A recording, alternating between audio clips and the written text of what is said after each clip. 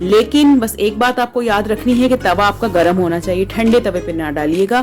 पानी जिस तरह ज़रूरत पड़े उस तरह से ऐड कीजिएगा, वरना कभी कभी ज़्यादा डल जाता है।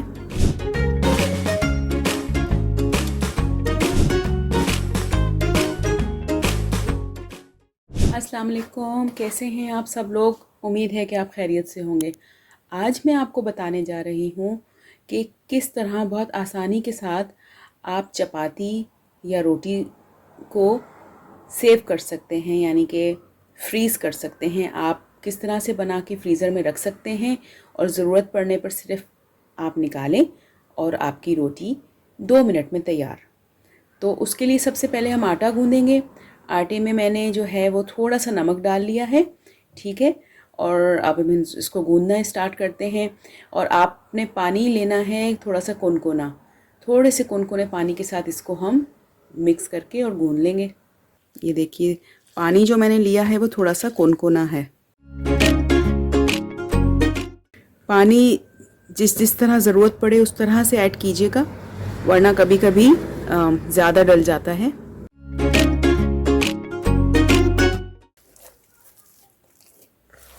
काफ़ी हद तक आटा गूंथ चुका है, देखिए। अच्छा, ये जो फ्रीज़ करने के लिए आप आटा गूंदेंगे ना, जिससे आप रोटी बना के फ्रीज़ करने वाले हैं, उस आटे को आप नॉर्मली जो हम आटा गूंथते हैं उससे थोड़ा सा सॉफ्ट रखिएगा। अगर आप सॉफ्ट ही रखते हैं तो ठीक है, लेकिन इसका सॉफ्ट होना ज़रूरी है। अब इस स्टेज पे देखें मैं क्या करूँगी कि मैं इसमें थोड़ा सा ऑयल मिला दूँगी, ठीक है। और ऑयल मिला के हम इसको मिक्स कर लेंगे अच्छे से। ऑयल का रेशो आप अपने हिसाब से देख लीजिएगा, बहुत ज़्यादा नहीं डालना है। जस्ट आप इसका अंदाज़ा ऐसे लगा सकते हैं कि 1 किलो अगर आपका आटा है तो उसमें ज़्यादा से ज़्यादा 2-2.5 टेबल स्पून ऑयल के मिला लें, या आप घी मिला लें। देखिए, ये काफ़ी सॉफ्ट सा आटा तैयार है हमारा, ठीक है। और ऑयल मिलाने से देखें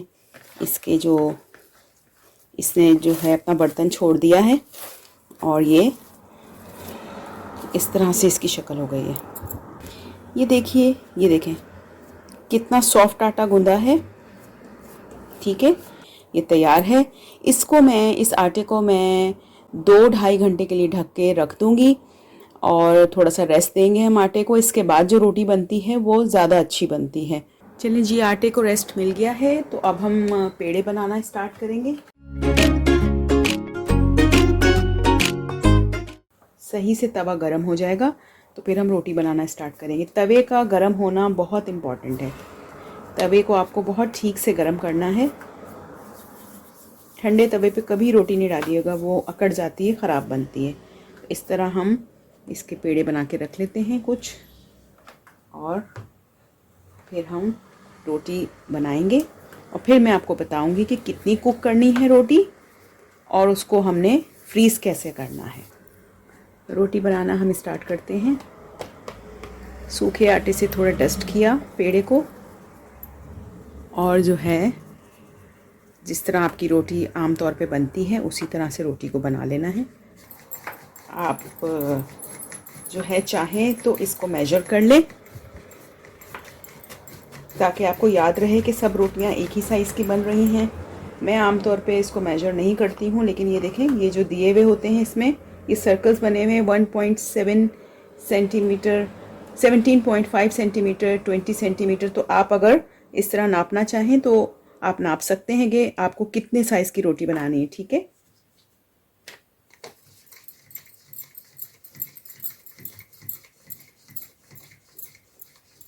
बस ऐसे जल्दी जल्दी आप रोटियां बनाते जाएं और उनको फिर मैं आपको बताऊंगी कि रखना कैसे है, फ्रीज़ कैसे करना है। चलें जी, तवा हमारा बिल्कुल गर्म है। तवे पे अब हम इस रोटी को डाल देते हैं। देखें, तवे पे हमने रोटी डाल दी। अब मैं बताती हूँ आपको कि क्या करना है। ये देखिए जी, आपको जस्ट 25 सेकंड्स एक तरफ से और 25 सेकंड्स दूसरी तरफ से आप इसको सेक लें और फिर रख दें। ये देखें, देखिए 25 सेकंड हमने एक तरफ से सेका और जस्ट 25 सेकंड हमने दूसरी तरफ से सेका। अब इसमें आपकी चॉइस है, आप इसको 50% भी पका के रख सकते हैं, मगर ज़्यादा सही ये रहता है कि आप इसको इस तरह जस्ट 20 to 25 सेकंड एक तरफ से, 20 to 25 सेकंड दूसरी तरफ से सेकें। और देखें ऐसी शक्ल जब हो जाए रोटी की तो उसको निकाल लें। ऐसे देख रहे हैं आप, ये देखें। तो बस इस तरह से ही हम रोटी बनाते जाते हैं। और आटा चूँकि हमने थोड़ा सा नरम गूंदा था तो ये रोटी जो है फ्रीज़ होने के बाद भी अकड़ेगी नहीं, इसमें कोई प्रॉब्लम नहीं आएगी, बहुत अच्छी रोटी बनेगी। अब इस तरह से हम सारी रोटियों को बना लेते हैं।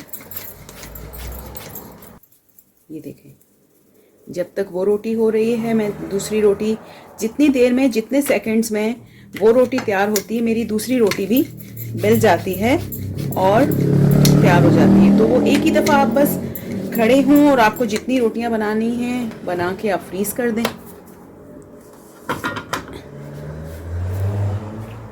और आप रमज़ानुल मुबारक में भी ये रोटियां बना के फ्रीज़ कर सकते हैं। और वैसे मैं तो कहती हूँ आम दिनों में भी अगर आप बना के फ्रीज़ कर देंगे तो आपकी ज़िंदगी बहुत आसान हो जाएगी। आपको सिर्फ तवे पे रोटी को सेकना होगा। ये देखिए जी, ये डन है, इसको हम रख रहे हैं। देखिए जी, इसी तरह आप रोटी डालते जाएंगे और उसको थोड़ा सा पका के और रखते जाएंगे।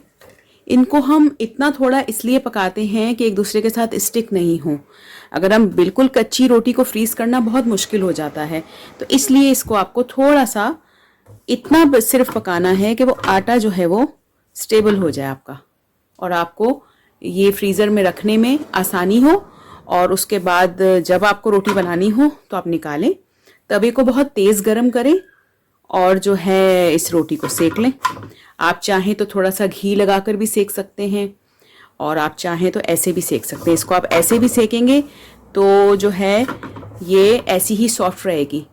लेकिन बस एक बात आपको याद रखनी है कि तवा आपका गर्म होना चाहिए, ठंडे तवे पे ना डालिएगा।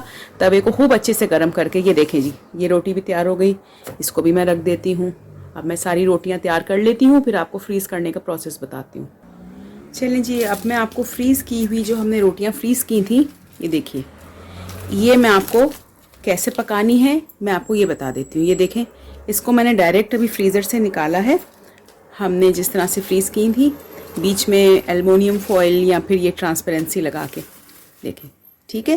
तो इसको निकाला है। अगर आपको जल्दी नहीं है तो आप इसको 2-4 मिनट बाहर छोड़ सकते हैं, और अगर आप वैसे भी डायरेक्ट निकाल के पका लें तो कोई मसला नहीं है। ये देखें, अब मैंने इसको डायरेक्ट चूल्हे पे डाल दिया है।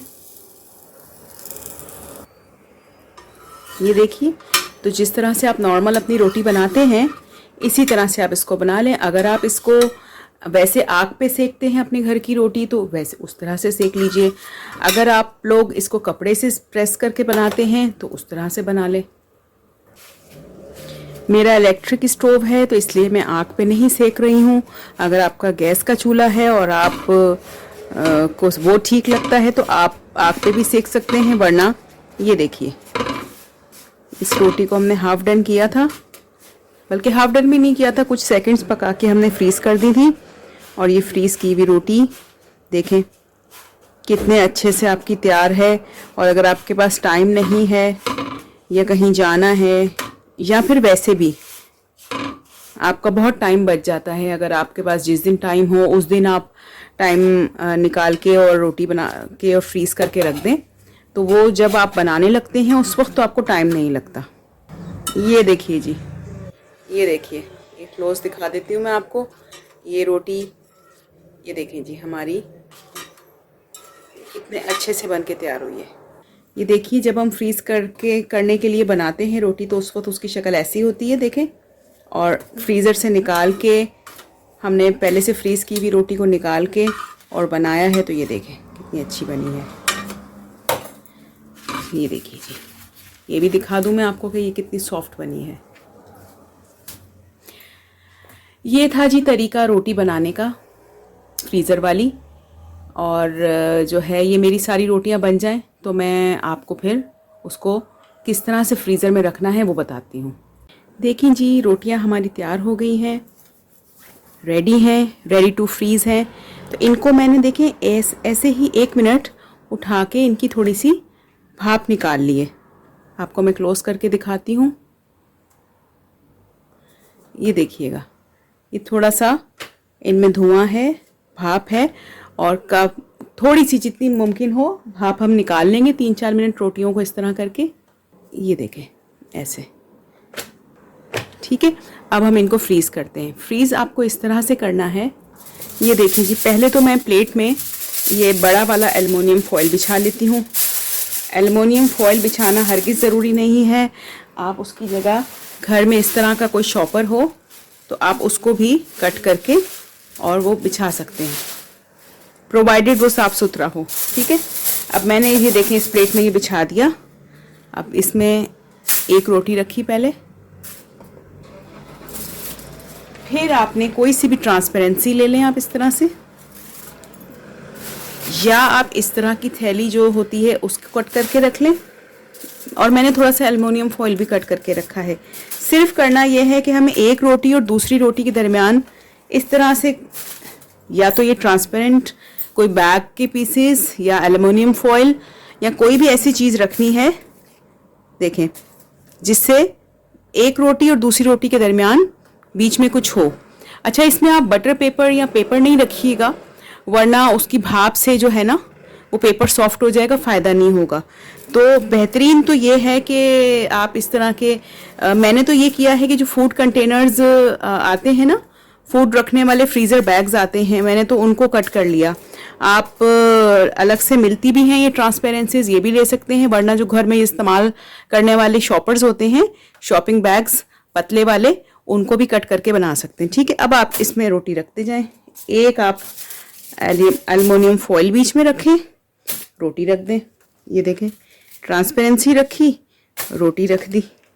ये हम ट्रांसपेरेंसीज अपनी रखते जाएंगे, रोटी रखते जाएंगे। ये देखें जनाब, ये हमारी रोटियां हम इनको इस तरह से रख रहे हैं।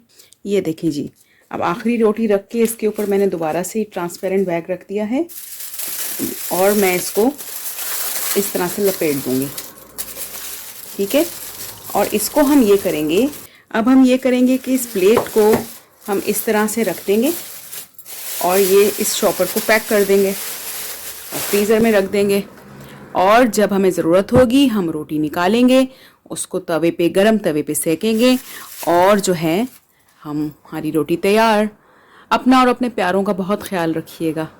फ़ी अमान अल्लाह।